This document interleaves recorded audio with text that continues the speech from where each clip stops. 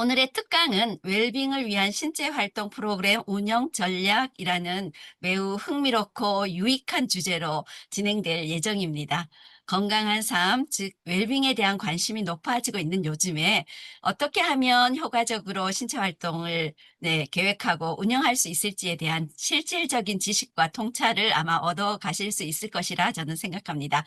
그럼 오늘 이 자리에 귀한 발걸음 해주신 강사님을 소개해 드리겠습니다. 오늘의 강연을 해주실 분은 바로 어수주 박사님이십니다. 박수 부탁드립니다. 네. 네, 어수주 박사님께서는 한국체육대학교에서 의학박사 학위를 취득하셨고, 한국스포츠학회 부회장, 한국체육대학교 연구교수를 역임하셨습니다. 어수주 박사님은 국내외에서도 활발하게 활동하고 계신 전문가이시고요.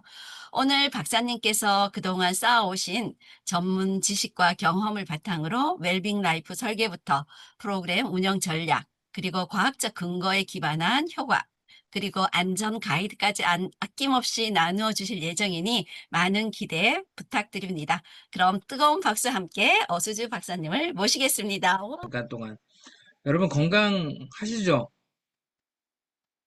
진짜 건강하세요? 그죠? 손가락으로 이렇게 표시하면 됩니다. 예, 제가 쭉 보고 있는데 다들 건강하시네요. 진짜 건강하세요? 이렇게 계속 제가 물어보면 건강한가? 지난주에 병원도 갔다 뭐 이렇게 생각하기 시작하면 이게 답변하기가 점점점 복잡해지고 막 그러신 분들이 많으실 겁니다. 근데 제가 이렇게 질문하면 모두가 확실하게 오를 하십니다. 여러분 앞으로 건강하실 거죠? 그죠? 건강하게. 예, 맞습니다. 거기에 제가 조금 도움을 드리고자 해서 여러분들 알고 있던 지식과 또 학술적인 기반을 토대로 그런 자료들을 쭉 제가 뭐 짧지만 여러분들한테 도움을 드리고자 해서 특강을 합니다. 네. 그러시나요? 웰빙을 위한 신체활동 프로그램 운영 전략입니다. 제가 사실은 한 2시간인 줄 알고 2시간 분량으로 준비를 했는데 조금 관심이 조금 적은 부분은 빨리 넘어가서 제가 시간에 맞게끔 알찬 강의를 한번 해보도록 하겠습니다. 자, 여러분 건강의 정의는 너무나 잘 알고 있죠. 근데 여기서 제가 빨간색으로 표기된 거 1998년도 약 2000년도에 WHO는 세계보건기구거든요. 우리가 너무나 잘 알고 있는 건강은 신체적, 정신적, 사회적이라는 걸 잘 알고 있어요. 근데 이제 이런 세 가지는 당연한 거고 영적인 안녕까지 포함되어 있다라는 거죠. 그만큼 우리가 그러니까 실하다. 육체적으로, 신체적으로 건강한 것뿐만 아니라 정신적이고 영적인 건강까지 다 포함한 게 진짜 건강이다. 요즘 시대를 아울러서 그렇게 건강을 정의하고 있다라는 거죠. 음. 이런 건강을 위해서 제가 봤을 때 이 피지컬한 신체적인 부분을 이야기하려면 가장 근본이 되는 게 에너지 밸런스인 것 같아요. 이게 뭐냐면 쉽게 얘기하면 내가 100을 먹고 100이라는 숫자를 쓰면 100 마이너스 100은 0이잖아요. 그죠? 그러면 전혀 문제가 없어요. 근데 우리가 시대적으로 거듭하면 이 에너지 섭취량은 점점 하이팻 푸드가 넘쳐나요. 그러니까 지방량도 늘어나는 뿐만 아니라 우리가 건강을 해칠 수 있는 그런 에너지원들이 너무나 많이 섭취되고 있다. 이에 반해서 우리가 차량이라든지 노동을 하지 않고 또 운동이라는 부분도 점차적으로 이렇게 하지 않고 있다.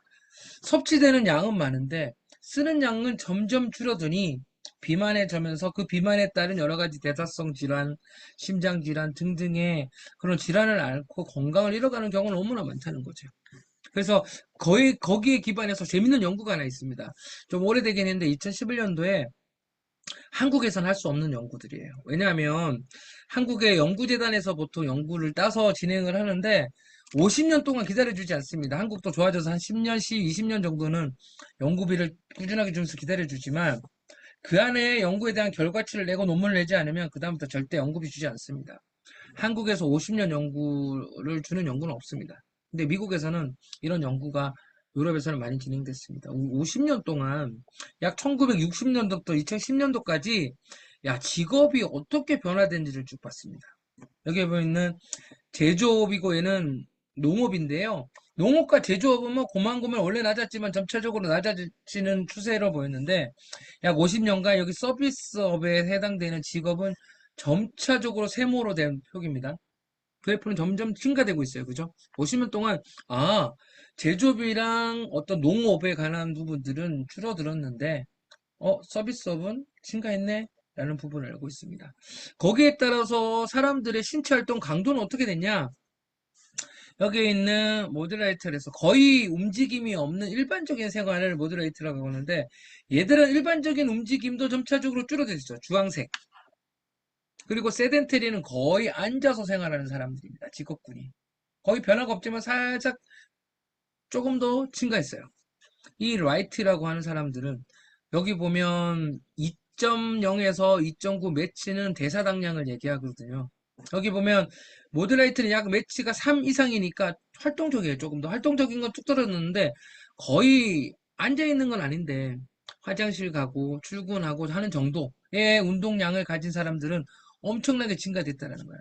이게 뭘 얘기하냐면 직업이 바뀌면서 사람들에 대한 움직임이 점차적으로 줄어들고 있다는 것들을 이 그래프를 통해서 확인했어요. 그래서 봤더니 이 남자와 여자의 움직임이 하루에 쓰는 칼로리량이 옛날에 비해서 50년에 비해서 2010년도에는 남자가 하루에 140 칼로리 정도를 적게 쓰더라. 여자는 120 칼로리를 하루에 적게 쓴다는 얘기예요. 한 달이면 얼마겠습니까? 이렇게 섭취량은 점차적으로 칼로리도 높고 섭취량도 증가되지만 자동적으로 일상생활을 하는 이 신체 활동에 대한 칼로리가 줄어드니 점차적으로 살이 찌는 건 당연한 이치겠죠. 그죠? 그렇게 시대적으로 변화되고 있다는 것들을 단적으로 보여주는 그런 연구였습니다. 이런 연구를 통해서 우리가 해야 되는 것들은 그러면 신체적인 활동을 더 증가시켜야 되겠다. 라는 거죠. 그게 바로 운동이죠. 운동만 한다고 다이어트를 성공하는 건 아닙니다. 왜냐하면 생활 총체적인 걸 다 따져야 됩니다. 먹는 거, 자는 거부터 해서 운동까지. 운동이 가지고 있는 다이어트의 영향은 30%밖에 안 돼요. 운동만 열심히 하면 살이 다 빠진다. 그렇지 않습니다. 음. 그러나 이 운동에 대한 중요성은 굉장히 큰 거죠.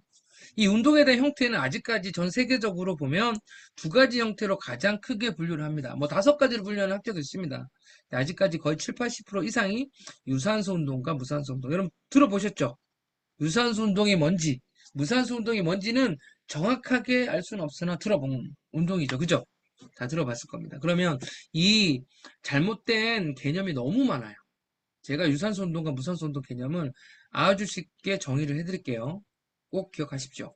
자, 유산소 운동은요, 책에서 보면 뭐 수영, 등산, 뭐 걷기 운동, 달리기 이런 거라고 하는데 그렇게 해서는 안 돼요. 어떤 운동이냐면 한 번 실시하면 오랫동안 지속적으로 오랫동안 하는 운동은 다 유산소 운동이에요. 오랫동안 지속적으로 한다? 강도가 높으면 운동 강도가 높으면 할 수 있을까요? 오랫동안 지속할 수 있을까요? 못해요. 그래서 유산소 운동은 다 저강도나 중강도 이하로 꾸준하게 지속적으로 실시되는 운동은 다 유산소 운동이에요. 그런 운동 있죠. 대표적인 운동으로는 마라톤입니다. 마라톤. 마라톤은 42.195를 뛰어야 돼요. 선수들은 2시간 초반대에 끊는다고 하지만 일반인들은 절대 2시간에 뛸 수가 없어요. 마라톤. 그죠? 그리고 걷기도 어떻게 하는 운동? 장시간 지속적으로 하는 걷기. 가벼운 러닝도 어떻게 장시간 지속적으로 해야지만 유산소 운동. 그래서 최소 유산소 운동을 한번 진행하면 30분 이상 지속해야 유산소 운동에 대한 효과성이 나타난다라고 얘기합니다. 수영, 등산이라고 해서 다 유산소 운동이 아니죠. 수영을 지속적으로 꾸준하게 해야 유산소 운동이 되는 거고요. 등산도 30분 이상 꾸준하게 해야 유산소 운동이 될 수 있는 겁니다. 근데요, 잘 보면 대표적인 운동이 마라톤이라고 했잖아요. 그죠? 스포츠 종목에. 왜냐면 2시간 이상을 뛰어야 돼요. 최소. 근데 마라톤 선수의 몸을 한번 잘 봅시다. 뚱뚱한 사람 봤습니까? 근육이 많은 사람 봤습니까? 절대 그렇지 않습니다. 마라톤 선수는 굉장히 슬림합니다. 음. 운동을 그렇게 하는데도 살이 안 찌고 근육량이 왜 이렇게 없어라고 할 수 있지만 사실은 이 지근이라는 근육을 씁니다. 느릴 G자를 써서 슬로우 트위치 ST라고도 얘기를 하거든요.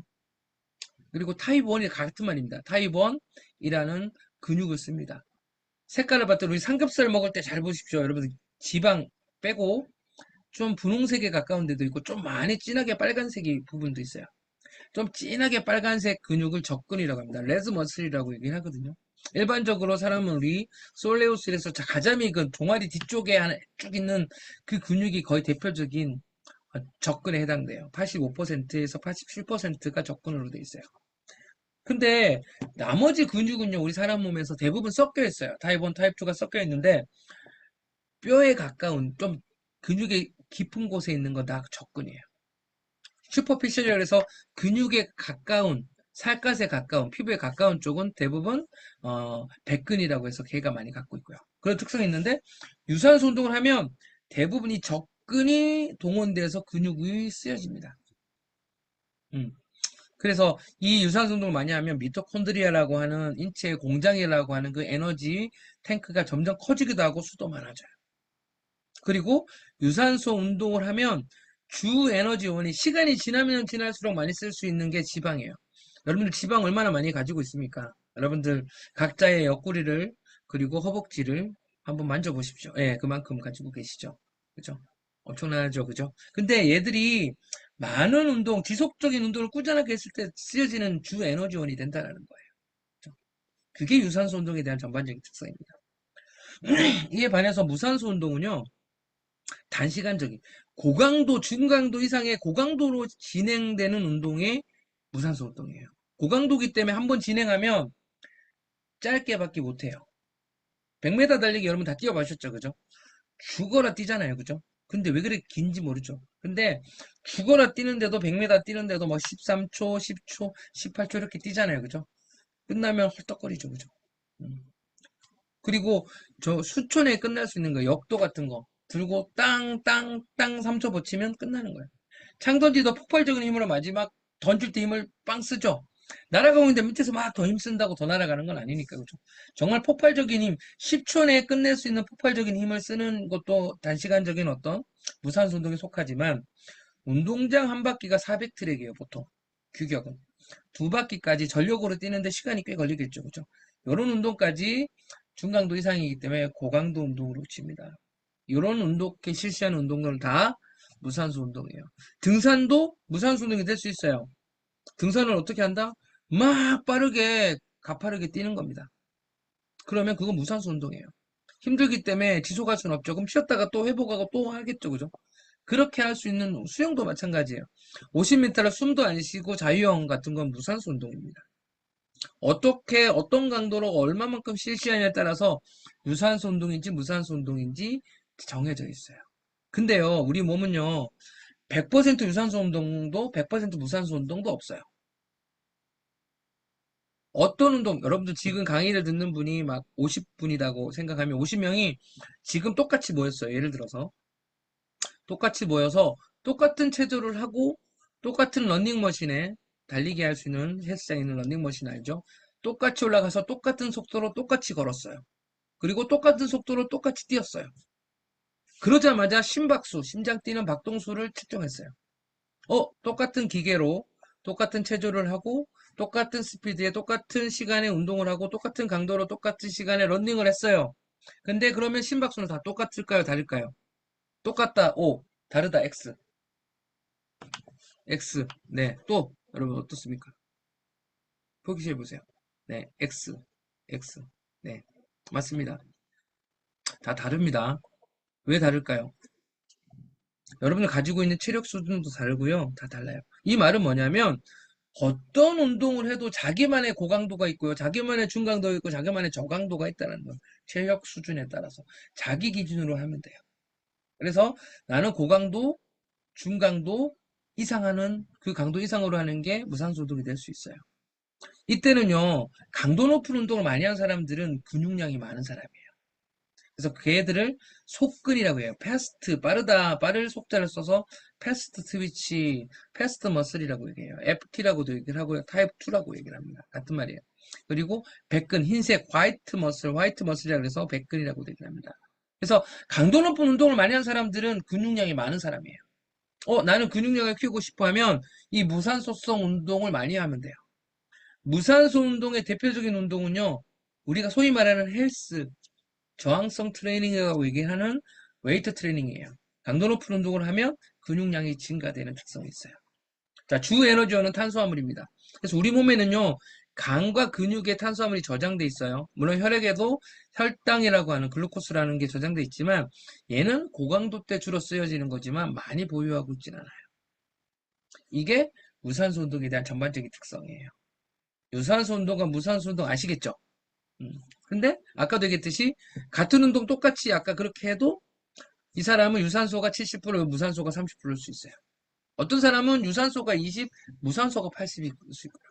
어떤 사람은 체력 수준이 아주 높은 사람은 똑같이 걷고 달리고 했는데 아까 50명이 모여서 유산소가 80, 무산소가 20일 수도 있어요. 다 달라요.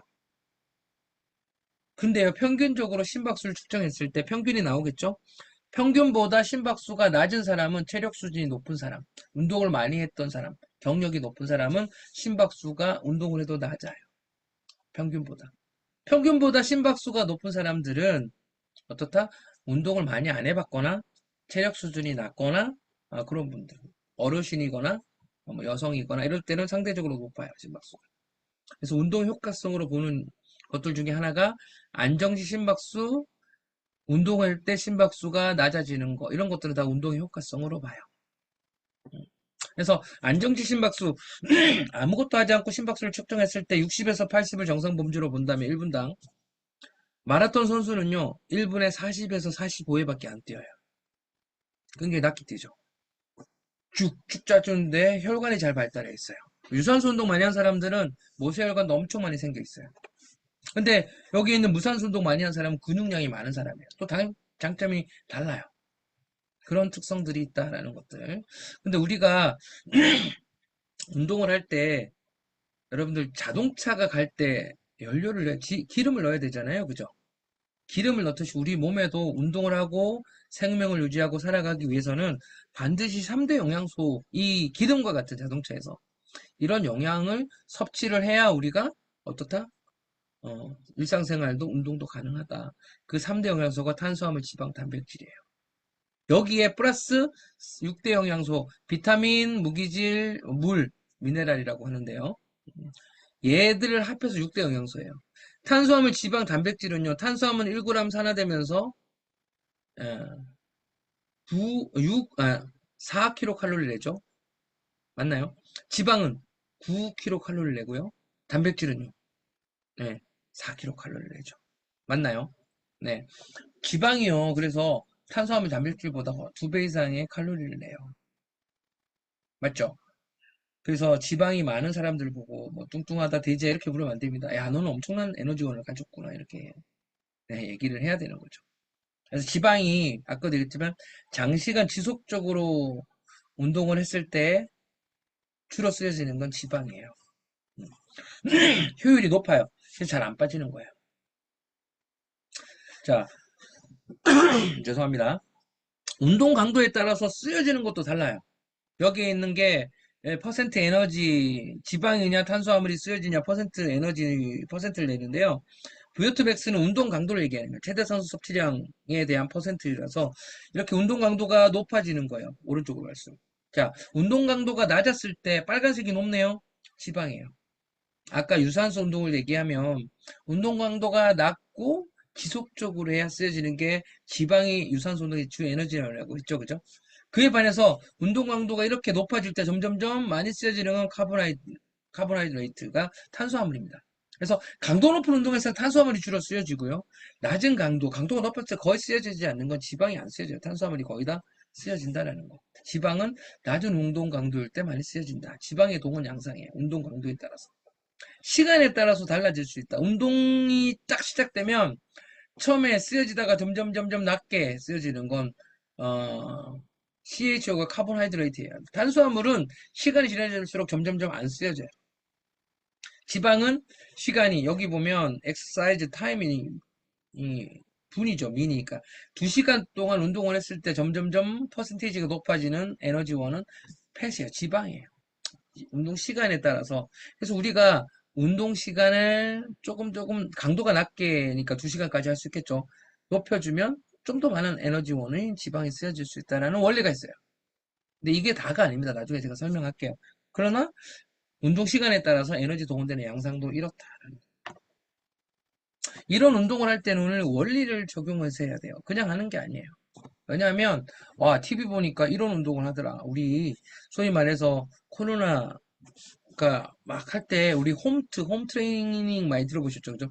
많이 했잖아요. 그죠? 그거 따라하다가 알도 막 생기고, 못하겠어, 힘들어 죽고, 막 다치시는 분도 있어요. 강도가 달라서 그래요. 내 몸에 맞게끔 여기 보면 개인의 성, 연령, 발육 상태, 체형, 체력 수준, 여건, 건강 상태, 숙련도, 어떤 심정 특성까지도 고려해서 나에 맞춰서 하는 게 개별성의 원리예요. 그렇게 운동을 진행해야 된다. 과부하의 원리는요, 이게 이런 원리예요. 과한 부하로 해라 이게 아니고요. 일상생활을 내가 하잖아요, 그죠? 출근도 해야 되고 일도 해야 되고 하는데 그 정도 생활보다는 조금 더 부하가 수준이 높아야 된다. 과한 부하가 있어야 된다. 그래서 그런 과한 부하, 일상생활보다는 조금 더 부하가 나타나야 된다. 근데 여기 보면 제일 마지막 과도한 자극에 의해서 이상 반응, 완성 피로가 나타나지 않도록. 그래서 운동을 꾸준하게 한 사람들은요, 그 다음날 뭔가 피곤하고 못 일어나겠고 뭔가 몸이 안 좋아요. 그러면 그 전날의 강도가 평상시보다 더했다라고 이렇게 평가를 합니다. 음. 그렇듯이 일상생활보다는 조금 더 한 부하를 가져야 운동 효과성이 나타난다라는 원리가 과부하의 원리입니다. 점증부하의 원리도 진짜 중요해요. 제가 사실은 그 박사과정을 할 때, 울산, 서울 중앙아산병원에 그 연구 교수님이랑 같이 호흡을 한 적이 있어요. 근데 그분이 저는 석사, 박사 다 논문이 애니멀 스터디 쥐를 가지고 썼어요. 노화 팩터에서 썼는데, 그분도 이제 노화 팩터로 운동을 하는 이제 쥐를 연구를 했는데, 그때 그분이 50억을 따서, 국가돈 따서 연구를 해서 운동을 시켜야 되겠다 해서 이제 같이 코업을 했는데, 저는 쥐를 석사 박사를 다 했었으니까 쥐를 엄청 많이 잡았죠. 다이섹션이 굉장히 많이 한 다리에서 7개, 8개 근육을 샘플링을 했으니까 그런 연구들을 많이 했었어요. 근데 그분들은 이제 운동이라는 걸 병원에서 잘 안 시켜봤고 어떤 근육을 떼야 되는지 잘 이렇게 막 개발을 해야 되니까 오히려 그거 루틴하게 한 사람이랑 같이 하게 하자고 해서 이제 제가 연발부대에서 이렇게 같이 연구를 했는데 그때 그 교수님이 놓쳤던 게 운동을 시켰을 때 놓쳤던 게 이 원리를 몰랐어요. 그래서 내가 나중에 샘플링을 해드렸는데 설명을 해드렸어요. 여러분 이런 겁니다. 여러분들 지금 한 운동장 2바퀴 뛰세요 하면 되게 힘들 거예요. 그죠?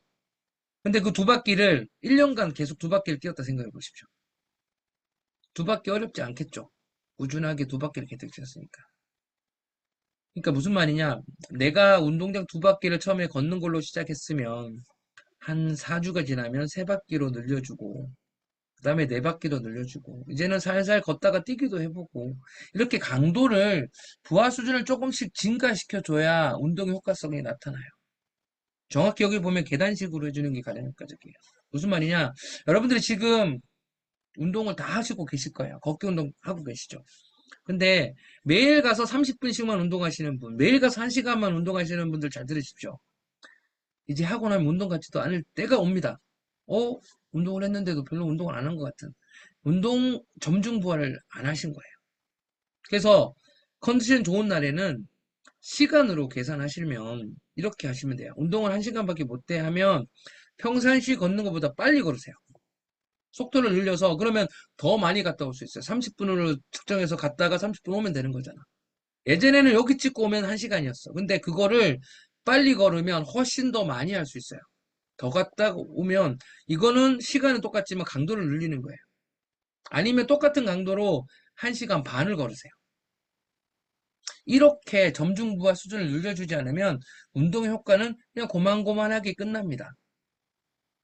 그 연구 교수님도 쥐를 운동을 태어나서 3주차부터 죽을 때까지 쥐를 운동시켰어요. 쥐는요, 라이프 스팬이 태어나서 3년간 보면 다 볼 수 있어요. 애니멀 스터디 하시는 분들은 쥐 많이 하잖아요. 그죠? 잘 들으시면 3년간 쥐는 태어나서 죽을 때까지 다 볼 수 있어요, 거의. 근데 그 3년을 다 운동을 시켰는데 1시간씩만 운동을 시킨 거예요. 보통 쥐는 꼬리에 추를 달아가지고 부하수를 높여가지고 이렇게 해주기도 하고 하거든요. 전혀 안 했던 거야. 그래서 샘플링을 하면서 제가 얘기했어요. 교수님 운동장 2바퀴 뛰려면 되게 힘드시겠죠. 근데 3개월을 2바퀴 뛰고 6개월 뛰면 교수님 2바퀴는 눈 감고도 뛰실걸요. 그렇죠. 그때 3바퀴로 늘려주고 4바퀴로 늘려줘야 되는데 운동 부하 수준을 높여주지 않으면 이 태어나서 죽을 때까지 얘들은 운동 효과가 가지지 않을 수도 있다. 왜냐하면 그게 일상 생활로 볼 수도 있잖아요, 쥐는. 그렇기 때문에 늘려줘야 된다라는 얘기를, 그게 점등부의 원리, 굉장히 중요한 원리입니다. 그거 어떻게? 보세요. 부하 수준을 높여줬다가 유지했다가 떨어뜨려줬다가 유지했다가 높였다가 유지했다가 높였다가 유지했다가 부하 수준을 낮췄다가 유지했다가 이렇게 계단식으로 해도 평균적으로는 부하 수준은 높아져요. 근데 계속 높아만 지면 몸은 상해요.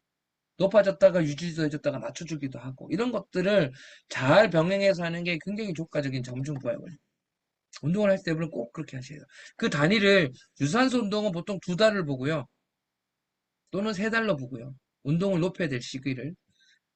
그리고 저항성 운동 같은 헬스장은 보통 8주를 봅니다.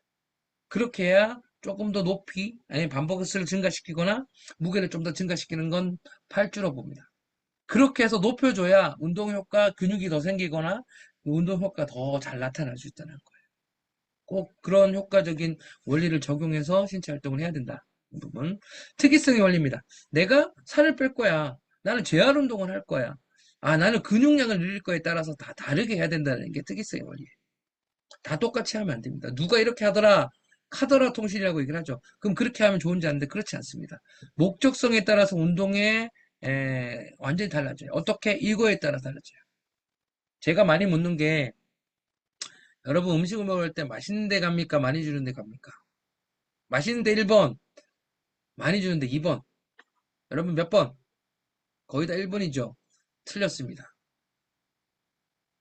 2번이라고요? 틀렸습니다. 맛있고 많이 주는 데 가야 되는 거 아닙니까?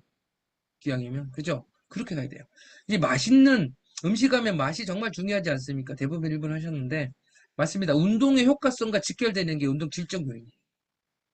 강도를 내가 저강도로 하느냐, 고강도로 하느냐에 따라서 굉장히 운동 효과성은 달라져요.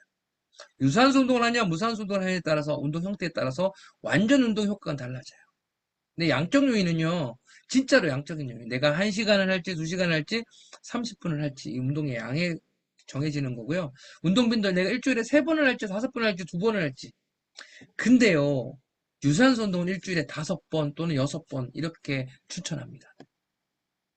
무산소 운동, 저항성 운동, 헬스 소위 말하는 건 일주일에 2번, 많이 하면 3번 추천합니다.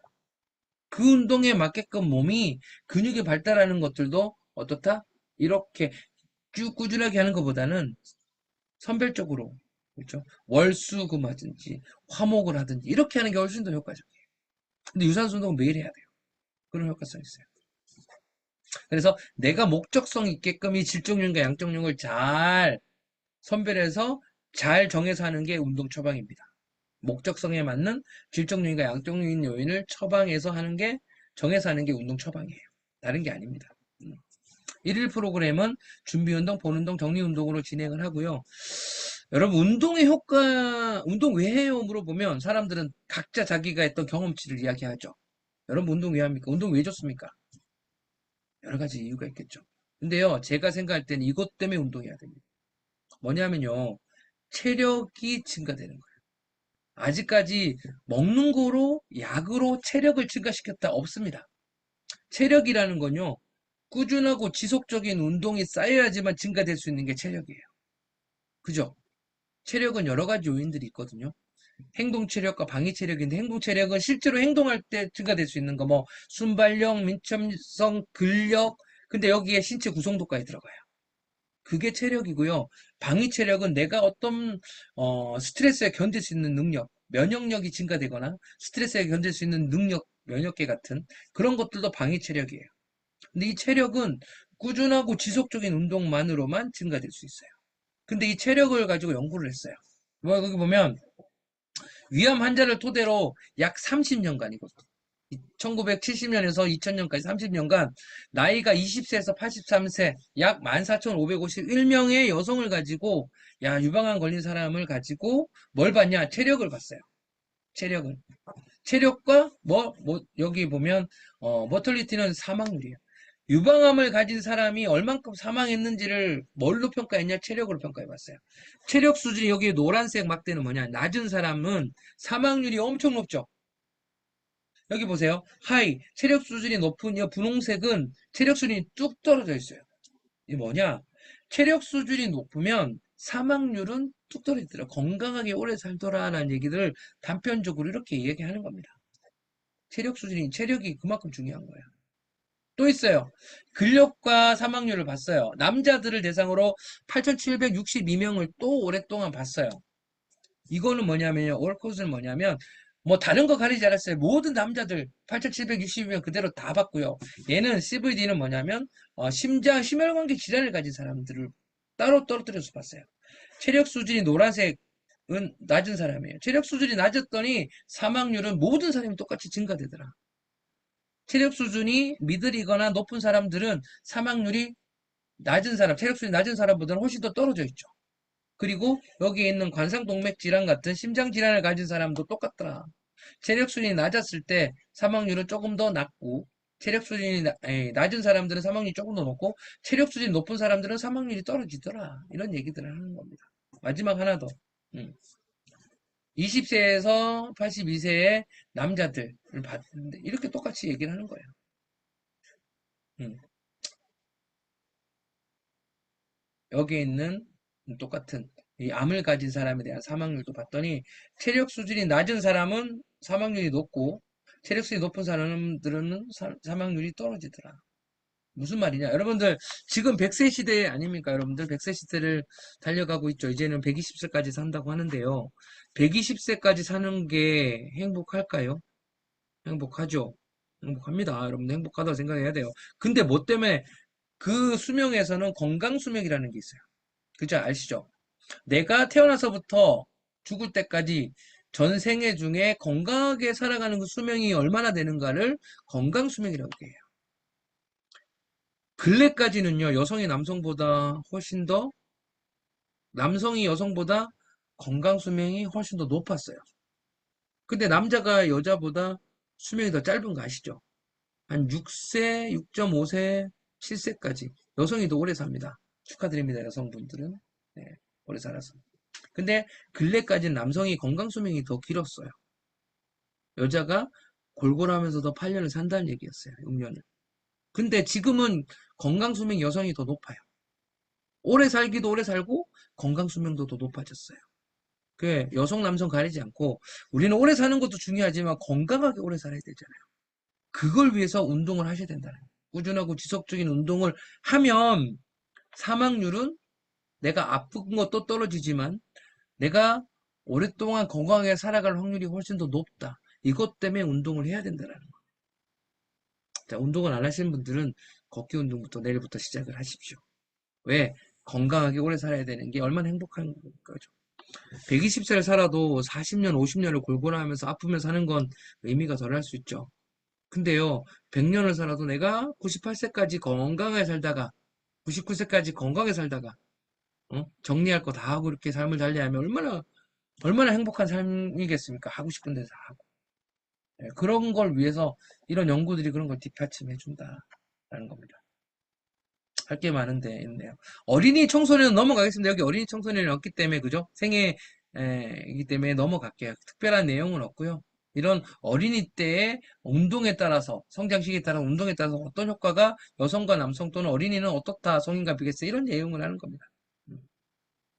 그래서 어린이 저항성 운동 헬스장 같은 거 어린이도 할 수 있는데요. 그런 거 했을 때 어떻게 주의사항인지에 대해서 이런 부분들을 쭉 나온 겁니다. 근데 중요한 건 뭐냐면 네, 이건 것 같아요. 쭉 넘어가서요. 어린이가 사실은 어른의 축소판 아니에요. 어린이 그 고유의 어린이 너는 몸무게 몇 킬로 키가 얼마니까 어른 대상으로 계산해서 2분의 1로 하면 돼. 이렇게 하면 절대 안 된다는 거예요. 다르다. 대상적으로 다르다. 성별에 따라서 다르다. 라는 이야기를 쭉 하거든요. 네. 음. 자, 신체 조성은 뭐냐면 여러분 다이어트에 대한 얘기를 제가 짧게 하면요. 여러분 다이어트 이렇게 생각하시는 분들이 많을 거예요. 지금 요즘엔 똑똑해서 안 그러시는 분도 많은데 내가 70kg야 미쳤지 살 빼야 돼. 그래서 체중계를 딱 올라갑니다. 어떻게 했더니 65kg야. 만세 5kg 빼서 난 성공했어. 이렇게 접근하는 건 위헌 접근법입니다. 어떻게 접근해야 되는지 아시죠? 내 몸에 몸무게가 70kg인데 지방량이 얼마야? 근육량이 얼마고 신체에 대한 이런 조성이 어떻게 이루어지는지를 먼저 파악을 해야 돼요. 그래서 근육량은 증가시키고 지방량은 감소시키는 게 가장 효과적인 다이어트다. 남자 같은 경우는요, 여성은 근육량을 증가시키기 쉽지 않잖아요. 왜냐하면 근육량을 증가시키기 위해서는 두 가지 호르몬이 필요하거든요. 테스토스테론이라는 남성 호르몬과 성장 호르몬이 필요해요. 남자들은 남성 호르몬을 갖고 있으니까 근육량이 좀 더 나은데 여성 같은 경우는 많이 갖고 있지 않아서 똑같이 근력 운동을 해도 여성은 단단해지고 이렇게 탄력이 생기지만 막 근육량이 증가되지는 않죠. 남자처럼. 그러나 어쨌든 음, 달라지는데 이 체지방량은 줄일 수가 있어요. 근데 우리가 안 먹고 하는 운동을 하면요. 근육량도 같이 빠져요. 근육량. 근육이 빠지는 건요. 면역성도 떨어지고 질환에 걸릴 확률이 20배 정도 증가돼요. 근육량이 빠졌을 때. 그래서 우리가 노화의 가장 큰 특성이 사이코페니아죠. 노화에 따른 근감소예요. 노화의 가장 큰 특성인데 이제 한국도 그걸 질환으로 잡아서 질환 번호가 있어요. 질병에 대한. 근데 최근까지도 없었는데 이제 몇 년, 한 6, 7년 됐나요? 그 정도 됐나요? 정확한 날 기억이 안 나는데 까먹었는데 이제는 이 사르코페니아라고 하는 노화성 근감소도 질환으로 보고 있어요. 왜냐하면 거기에 따라서 질병률이 얘가 근육량이 떨어지면 질병률이 확 올라가기 때문에 굉장히 중요한 거예요. 나이가 들면서 당연히 지방량은 근육량은 빠지거든요. 근데 유지만 해줘도 굉장히 건강상이 이로워요. 유지만 해줘도. 내가 근력 운동하는데 왜 이렇게 근육이 안 생겨가 아니라 그거에 따라서 근육량이 떨어지는 걸 내가 디펜스 할 수 있다고요. 막아줄 수 있는 거 유지만 해줘도 굉장히 좋은 거예요. 음. 그렇게 우리는 다이어트는 신체 구성도를 가지고 해야 된다. 그래서 지방량은 확 줄었는데 근육량이 확 증가되면 몸무게 차이가 그렇게 많이 나진 않아요. 지방이 떨어지면 감소되면 몸무게는 줄겠죠. 그죠? 근데 근육량이 증가되면 몸무게 증가돼요.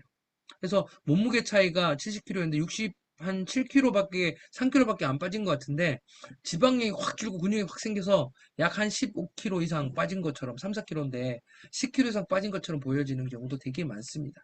그게 성공적인 다이어트예요. 몸무게만 가지고 체중만 가지고 접근하는 건 틀리다. 뭐 이런 얘기들을 중요하게 할 수 있는 거죠. 네. 임산부 혹시 임산부 있으십니까? 임산부 다 지내신 것 같은데 연배를 봤더니 그죠? 어. 임산부에 대한 이 생애 주기별이기 때문에 결혼을 해서 이제 임신을 하면 그때 어떻다. 초창기에는 굉장히 입덧 너무 힘들죠, 그죠? 이때는 거의 운동을 하지 말라.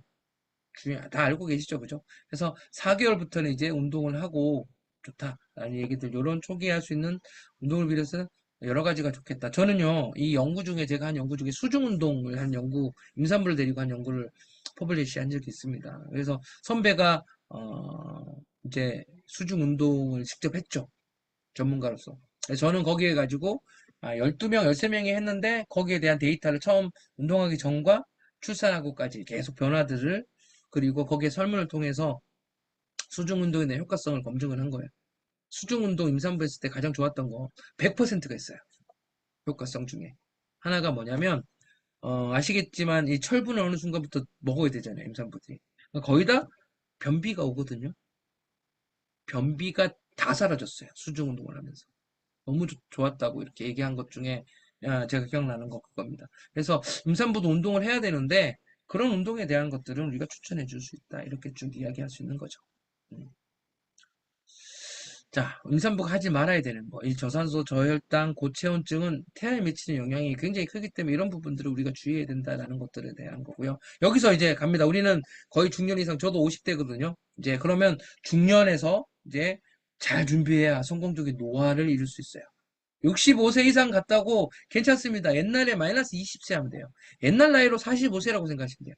지금 65세인 분들 계시면, 나는 45세야 라고 생각하시면 될 것 같아요.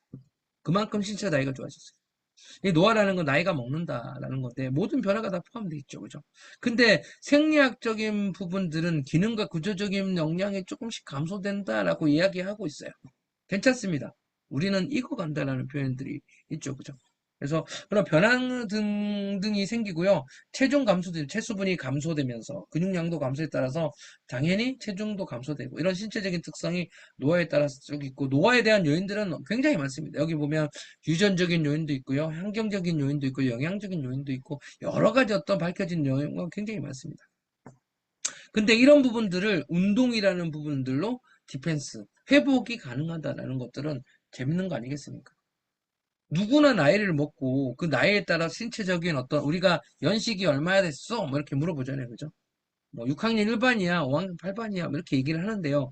그런 거일수록 우리는 점점 감쇄되는 것들은 자연의 이치입니다. 근데 재밌는 것도 여러분들 동창회 나가 보시면 아니면 친한 친구들 보면 얘는 늙지도 않아 하는 애 있죠. 그죠? 얼굴을 봐도 그렇고 피부를 봐도 물론 엄청 돈 주고 관리하는 사람도 있지만 사실은 뭐 그래도 좋긴 하겠지만 여기 보면 건강한 생활을 하는 우리가 단편적으로 운동만 꼬집을 수는 없고요. 그 건강한 생활, 웰빙이라는 그 생활을 하는 사람들일수록 굉장히 얘는 우리보다 젊어 보이고 안 늙는 것처럼 보여요. 다 포함되는 겁니다. 스트레스도 안 받고 받아도 빨리 회복하려고 하고 잘 자고 운동도 하고 잘 먹고 이런 것들을 다 가려서 건강한 생활 습관이라고 얘기를 할 수 있죠. 그런 부분에서 일부분이 이 운동의 효과로 기능이 회복된다는 것들은 굉장히 의미가 있다는 거죠.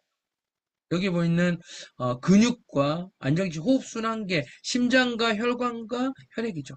우리가 대체의학 쪽에서는 혈액과 혈관에 대한 건강이 진짜 건강이다라고 이렇게 이야기합니다. 그렇지 않습니까?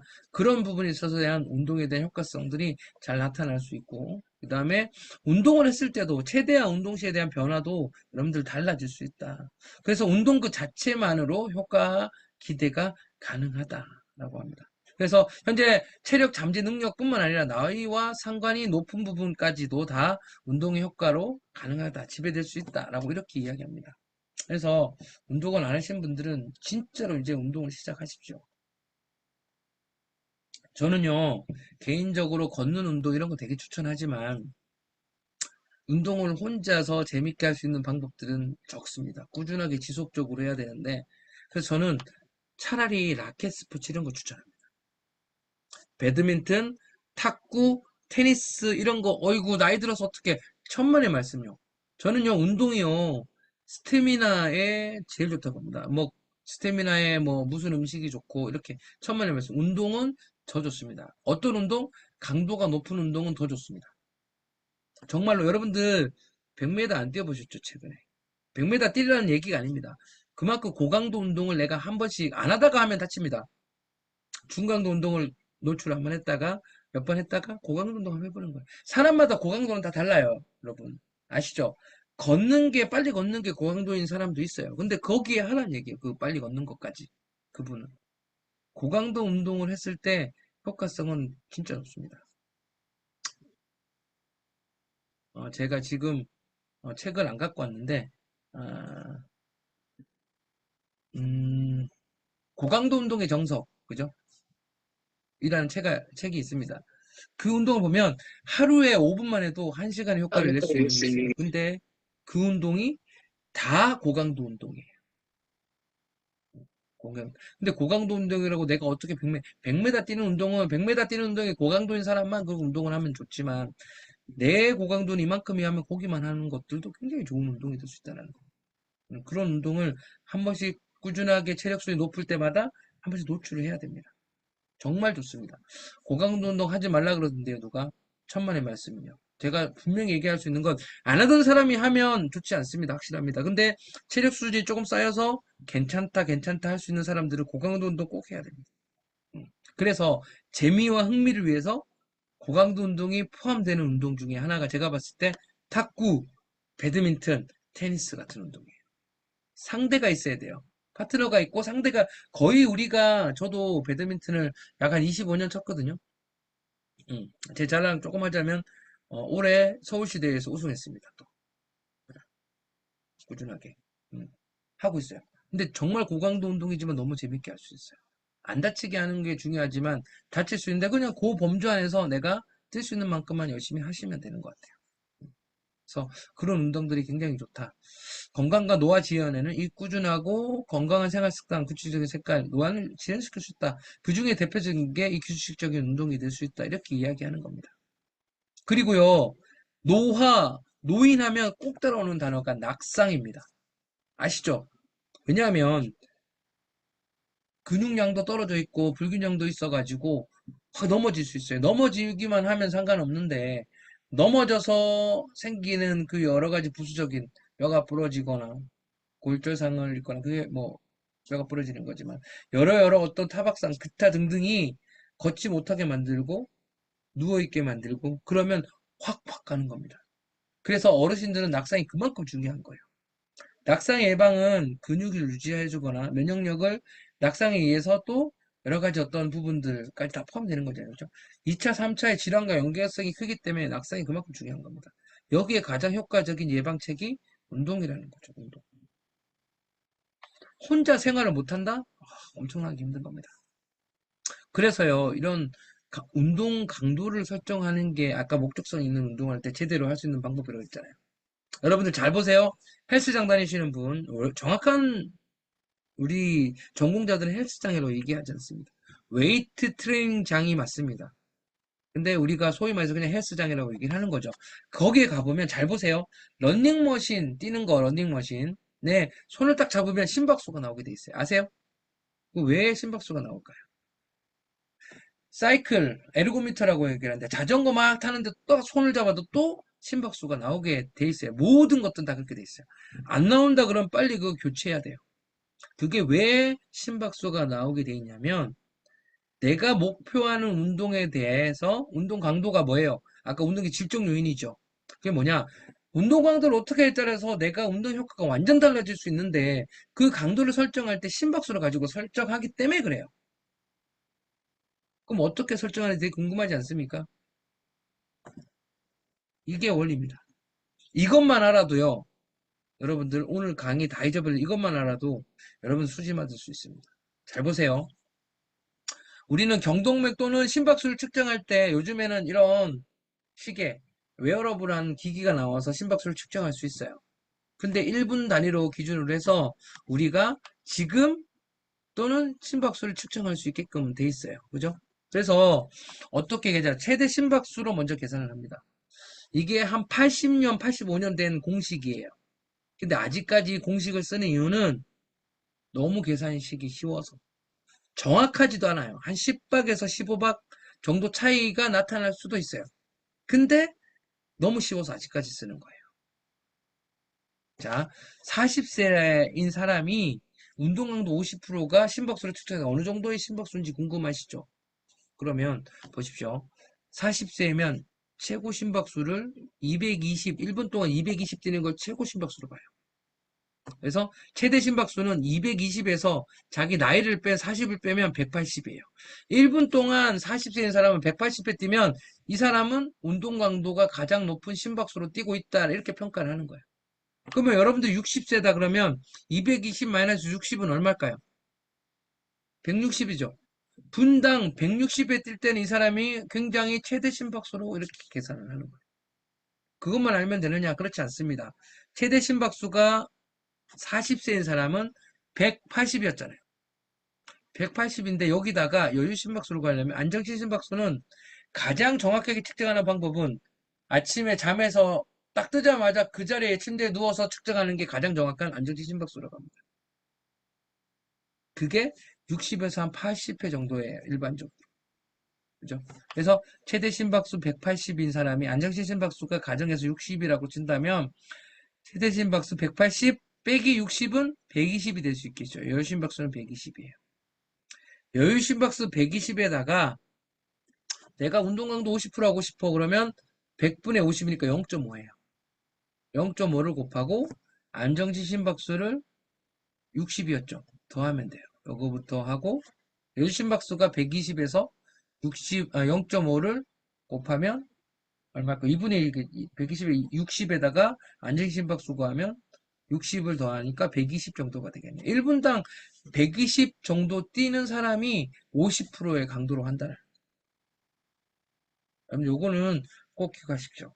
제가 왜 운동 강도 50%꼭 찍어서 했냐면 잘 보세요. 아직까지 전 세계적으로 아주 스포츠 과학자 저명한 사람들은 운동 강도 50에서 60 범주의 운동 강도가 지방이 가장 잘 타는 운동 강도다라고 생각하신대요.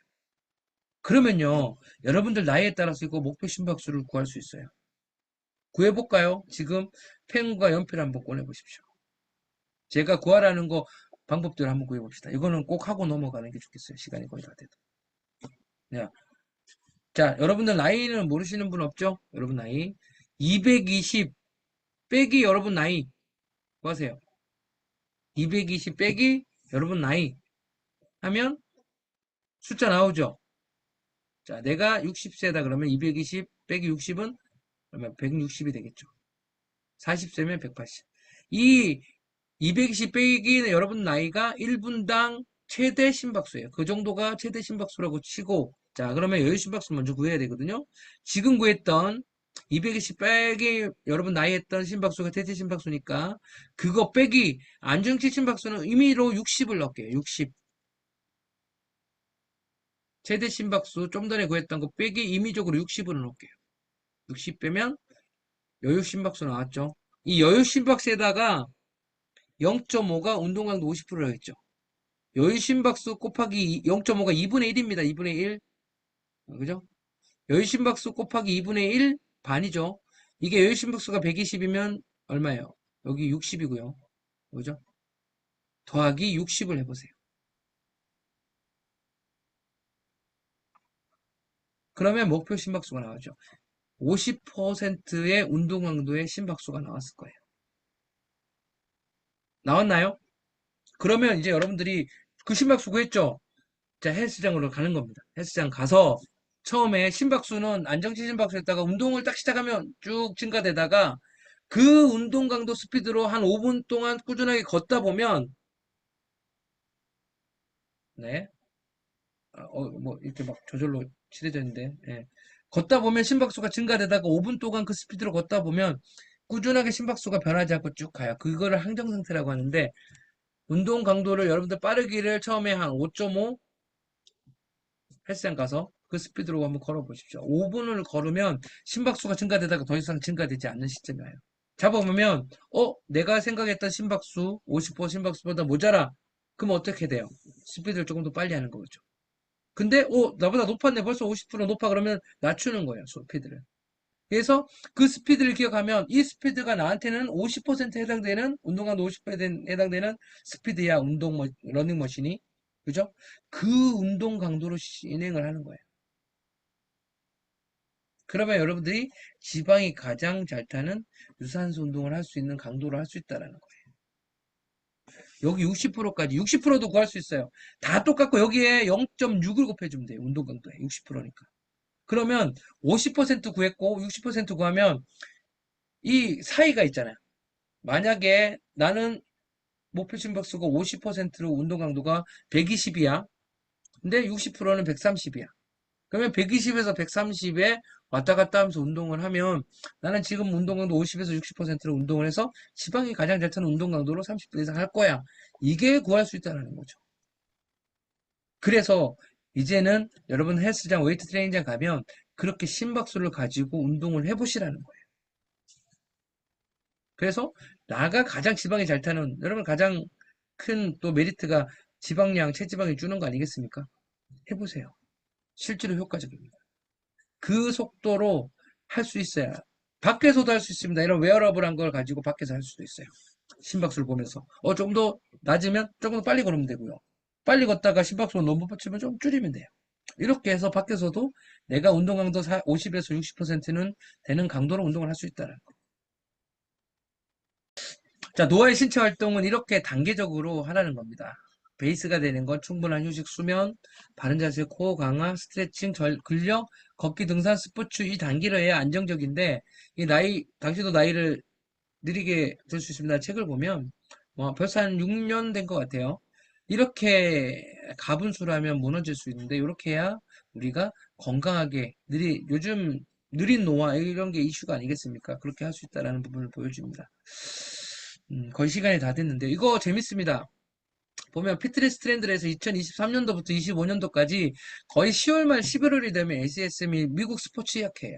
근데 여기 보면 월드와이드예요. 세계적으로 이 피트니스 트렌드를 볼 수 있어요. 2024년도 1위가 웨어러블 테크놀로지예요. 이런 우리가 기기 많이 찾잖아요. 그죠? 심박수도 볼 수 있고 운동량도 볼 수 있고 내가 운동할 때 이걸 가지고 칼로리도 계산할 수 있고 이게 웨어러블 테크놀로지거든요. 이런 부분들이 쭉 1등을 하고 있습니다. 2025년도에도 똑같아요. 이걸 가지고 볼 수 있는 양상은 내가 이제 내 신체에 데이터화를 할 수 있고 그 데이터를 가지고 내가 좀 더 체계적인 목표와 운동을 할 수 있는 것들의 여건을 만들어서 동기부여를 해서 운동할 수 있는 그런 피트니스 트렌드까지 지금 오고 있다는 거예요. 우리도 서울시에서 하는 그 9988 뭐죠? 그런 손목시계 같은 거 이런 거 제공하잖아요. 그죠? 이런 것들에 대해서 기반해서 하는 거죠. 굉장히 관심을 가지고 운동을 할 수 있는 것들. 그리고 우리가 당연히 여겼던 거 잘 보십시오. 우리 근처에 공원 같은 데 보면 운동기구가 있어요.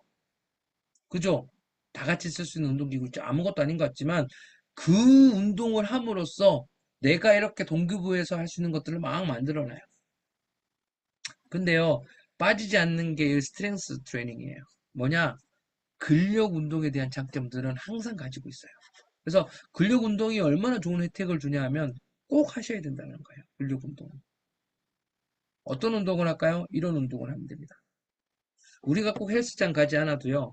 스쿼트, 누워서 다리 들기 이런 것들을 우리가 웨이트 베어링이라고 그러죠. 내 체중을 부하로 해서 할 수 있는 저항성 운동 그런 근력 운동이 되게 많습니다. 스쿼트 안 하던 사람이 스쿼트 하면 되게 그 다음날 아파요. 근막 통증 옵니다. 그죠? 72시간까지 갑니다. 괜찮습니다. 운동에서 아픈 것들은 운동에서 가장 빨리 풀 수 있는 방법들이 있어요. 누워서 다리 들기도 하복부 운동이에요. 복부. 그죠? 복근 운동이죠. 팔굽혀펴기 상체 운동이고요. 그죠? 어, 가슴과 삼두, 이두에 대한 부분들. 윗몸 일으키기 요즘에 많이 안 하는데요. 사실은 이거 복근 운동이 많이 안 합니다. 좋지 못하는데요. 플랭크 들어보셨죠? 엎드려 뻗쳐 같은데 이 전환을 대고 땅에 대고 엎드려 뻗쳐죠. 런지 아시죠? 무릎 구부리는 뼈다 구부리는 벤치 점프. 플라이어 매트릭스도 사실은 민첩성 근력을 굉장히 높일 수 있는 우리 어릴 때 많이 했던 거예요. 어떤 거냐면 쭉 서 있으면 앞에가 한 명 수구리 하면 띄워놓고 해서 제일 앞에 수그리면 계속 점프해서 넘고 하는 거 이게 플라이어 매트릭스예요. 그런 운동이요 사실은 굉장히 근력과 민첩성 순발력을 향상시켜 주는 운동이에요. 선수들 굉장히 많이 합니다. 저거. 그것도 실제 근력을 높이는데 굉장히 좋은 운동이 될 수 있습니다. 그렇다고 한 10명 모아서 할 수 있는 건 아니죠. 그죠? 그래서 그렇게 할 수 있는 것들은 합니다. 이것도 꽤 된 책인데요. 노벨 의학상을 받은 겁니다. 텔로미어라고 하는 거 염색체 끝에 붙어 있는 거예요. 얘가 텔로미어가 길어지면 장수하고 짧아지면 단명한다. 뭐 이런 겁니다. 근데 이 책에서 보면 텔로미라제라고 해서 얘가 그 텔로미어에 대한 그 효소가 그런 역할들을 주도적으로 하는데 얘가 잘 작용해서 운동을 했을 때 텔로미어 라제가 활성화돼서 얘가 길어질 수도 있고 짧아질 수도 있는데 얘가 운동을 했더니 길어지는 게 있다. 그래서 운동이 생명을 연장하는 데도 도움이 된다. 이렇게 이 책에 나와 있습니다. 운동만 제가 딱 그 섹션만 가지고 왔는데 일주일에 3번 정도 적당한 유산소 운동, 고강도 인터벌. 인터벌에 대한 정석이에요. 아까 제가 얘기했던 고강도 운동이 인터벌의 정석이라는 책이 사실은 이슈가 됐던 책이에요. 우리 스포츠계에서는. 단 5분의 운동이 1시간 운동 이상의 효과를 나타낼 수 있다는 거죠. 반복적으로 여러분 보십시오. 아까도 얘기했죠. 내가 100m를 뛰는데 12초, 13초가 돼요. 그 다음부터 운동 못 하잖아요. 뛰고 나면 힘들어서. 근데 쉬었다가 또 뛴다 생각해 보십시오. 그런 운동을 몇 번 반복하면요. 유산소 운동 능력도 향상이 되더라. 이런 얘기들을 하거든요. 운동 효과가 굉장히 높아진다. 근데 어쨌든 적당한 유산소 지구력 운동을 6개월 실시했더니 활성이 2배로 증가되더라. 장수하는 것과 연관성이 크더라. 이게 아까 체력적인 것과 쌓이는 것 같아요.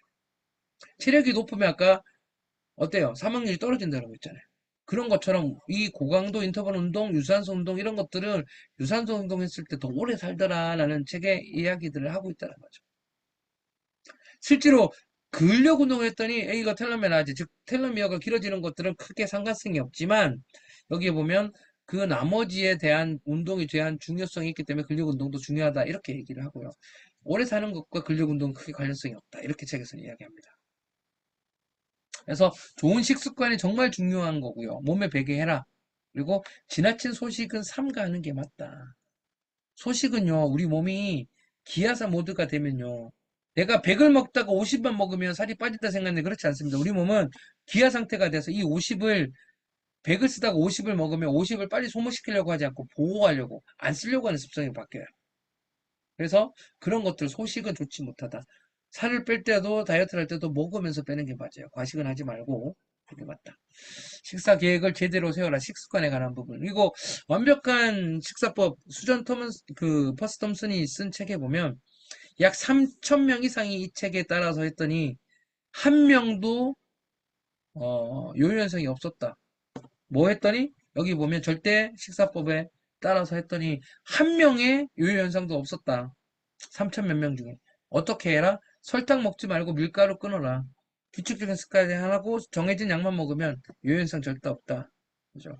제가 이거 보고 기겁을 했습니다. 저는 살을 빼지 않으리라. 먹는 기쁨이 얼마나 큽니까? 그렇지 않습니까?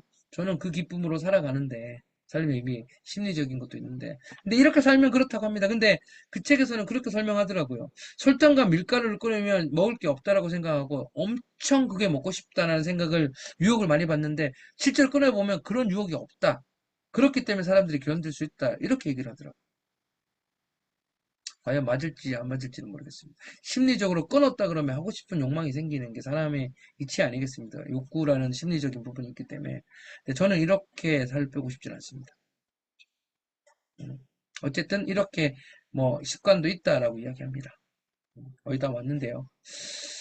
자, 2022년에 굉장히 이슈가 된 책이 있어요. 이게 여기 보면 우리가 사이언스 셀즈는 학회 중에 최고 높은 상위 1%, 그러니까 한국에서는 어느 정도 수준이냐면 이 사이언스에 내가 논문을 했다 그러면 내가 교수가 처음 돼도 정년이 보장될 만큼, 인정해 줄 만큼 그 높은 어떤, 어, 자연과학회지는 최상단에 있는 논문이에요.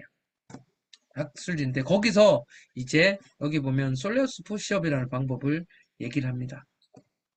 비장근 아까 얘기했던 솔레우스가 활성화시키는 거. 아까 얘기했지, 제가 재밌게 얘기했던 것 중에 하나가 약 적근이 85에서 87%를 보유하고 있는 유일한 근육이에요. 우리 종아리 근육 안쪽에 길게 뻗은 하나의 근육이에요. 가자미근이라고도 하고요. 비장근이라고 하고 영어는 솔레우스라고도 얘기를 합니다. 근데 얘를 자극을 했더니 간헐적 단식보다도 훨씬 더 많은 지방이 잘 타는 그렇게 여기 체중 감량뿐만 아니라 지방 대사가 굉장히 높은 그런 효과가 나타나더라. 이렇게. 그래서 어떤 운동이냐? 다리를 여러분 지금 앉아 계실 때 부분 앉아 계시면 발바닥을 땅에다 붙여 보십시오. 그리고 자, 발 뒤꿈치를 최대한 들었다가 놨다가 들었다가 놨다가 앉은 자세에서 들었다가 놨다가 이게 솔레우스 푸시업입니다. 앉아 있을 때 앞으로 그 운동하면요 간헐적 단식보다 더 효과적으로 지방이 탈 수 있다 이렇게 얘기를 합니다. 제 얘기가 아니라 여기 정확히 나와 있습니다. 이런 제목으로 붙여놨는데요. 근데 한 30분 이상 해야 된다고 합니다, 여러분. 어쨌든 그 운동에 대한 효과성을 굉장히 검증해서 나타난 원리를 잘 표현한 거기 때문에 여기 보면 솔레우스에 대한 부분들을 이야기하죠. 이런 운동이 굉장히 중요할 수 있다라는 겁니다. 최근 이슈가 됐던 운동이고요. 이제 마무리를 할까 합니다. 제가 여러분들이 조금 더 목적성이 있는 신체 활동에 대한 프로그램 운영이 있어서 목적성을 가져라. 운동을 할 때는 목적성 없이 건강해야지 이것도 하나의 목적이 되지만 너무 큰 범주에 대한 목적성입니다. 나는 3개월 안에 몇 킬로를 빼볼까? 이런 목적성. 나는 근육량이 좀 늘려볼까? 좀 더 근육을 탄탄하게 해볼까? 조금 더 구체적인 목적성을 가지고 운동을 해야 된다라는 것들. 그 운동에 맞게끔 적당한 운동의 질적 요인과 양적 요인을 계획해서 가장 중요한 지속적이고 꾸준하게 운동을 시행하는 게 좋다. 왜? 왜? 이것 때문에. 100세 시대인데요. 건강 수명을 위한 신체 활동이 가장 핵심이 될 수 있어요. 120세를 살아도 90세를 살아도 90년 동안 건강하게 사는 게 정말 중요하잖아요. 그것을 위해서 우리가 운동을 해야 된다. 지속적이고 꾸준한 운동을 해야 된다. 강의는 여기까지 하도록 하겠습니다. 여러분 수고하셨습니다. 교육의 바다로 뛰어보자.